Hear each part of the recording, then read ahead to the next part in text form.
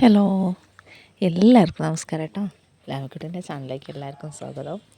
ഇന്ന് ഒരു അടിപൊളി മഷ്റൂം ഫ്രൈ ആണ് ഞാനിവിടെ കാണിക്കുന്നത്.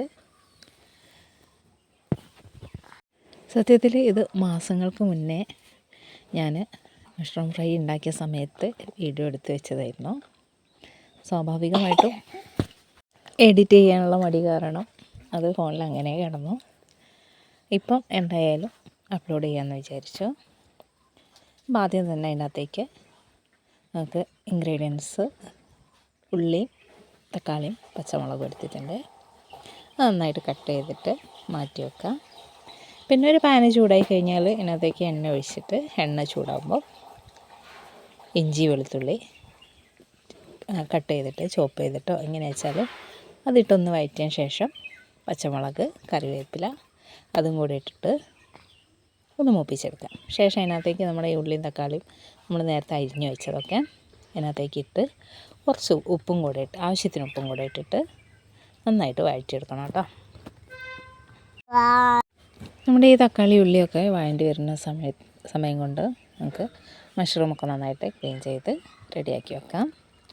പിന്നെ ഇതിനകത്തേക്ക് വേണ്ട മസാല എന്താണെന്ന് വെച്ചാൽ ലേശം മഞ്ഞൾപ്പൊടി, ഒരു 1/4 ടീസ്പൂൺ, പിന്നെ അതേപോലെ ഒരു 1/2 ടേബിൾ സ്പൂൺ മുളക് പൊടി എടുത്തിട്ടുണ്ട്. എരിവിനനുസരിച്ച് ഇതൊക്കെ എല്ലാവർക്കും അവനവൻ്റെ ഇഷ്ടത്തിന് മാറ്റം വരുത്താം കേട്ടോ.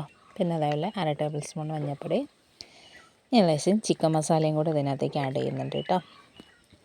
ഇഷ്ടമല്ലാത്തവർക്ക് ഇത് ഒഴിവാക്കാം, പക്ഷേ ഈ മസാലയും കൂടി ചേർക്കുമ്പോൾ കുറച്ചും കൂടെ നല്ലൊരു അടിപൊളിയായിട്ടുള്ളൊരു ടേസ്റ്റ് വരും. ഇനി മസാലയും കൂടെ നന്നായിട്ട് മിക്സ് ചെയ്ത് ഒരു 2 മിനിറ്റും കൂടെ ഒന്ന് വഴറ്റിയെടുക്കണം. ഇത് ഒന്ന് റെഡിയായി. ഇതിനകത്തേക്ക് വെള്ളം ഒഴിക്കേണ്ട ആവശ്യമില്ല കേട്ടോ. അല്ലാതെ തന്നെ നമ്മുടെ മഷ്റൂം എന്ന് പറയുന്നത് അത്യാവശ്യം വാട്ടർ കണ്ടൻ്റ് ഉള്ളൊരു സാധനമാണല്ലോ. അപ്പം ഇതാണ് നമ്മളെ മഷ്റൂം. ഞാനിവിടെ വൃത്തിയാക്കി കുറച്ച് വെള്ളത്തിലിട്ട് വെച്ചിട്ടുണ്ട് കേട്ടോ. ഇതിനി ഈ വെള്ളത്തിൽ നിന്ന് നമ്മൾ എന്ത് ചെയ്യണമെന്നറിയോ, ജസ്റ്റ് ഒന്ന് പിഴിഞ്ഞിട്ട് നമ്മൾ ഈ വഴറ്റി വെച്ച ഉള്ളിയിലേക്ക് തക്കാളിയിലേക്ക് ഇട്ട് കൊടുക്കണം.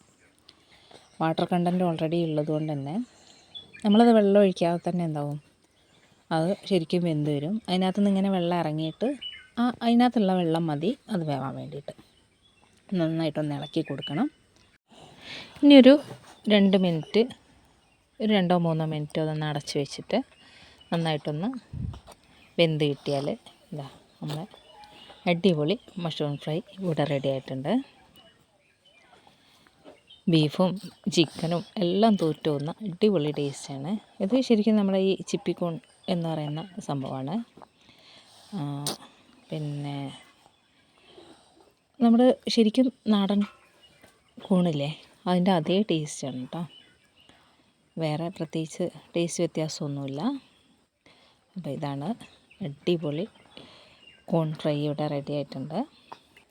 അപ്പോൾ വീഡിയോ ഇഷ്ടപ്പെട്ടാൽ എല്ലാവരും ചാനൽ സബ്സ്ക്രൈബ് ചെയ്യാനും വീഡിയോ ലൈക്ക് ചെയ്യാനും ഷെയർ ചെയ്യാനും മറക്കരുത് കേട്ടോ. ഉണ്ടെങ്കിൽ ഒരു കമൻറ്റും കൂടെ ചെയ്തിട്ട് ഒന്ന് ചാനൽ സപ്പോർട്ടാക്കി തരണേ.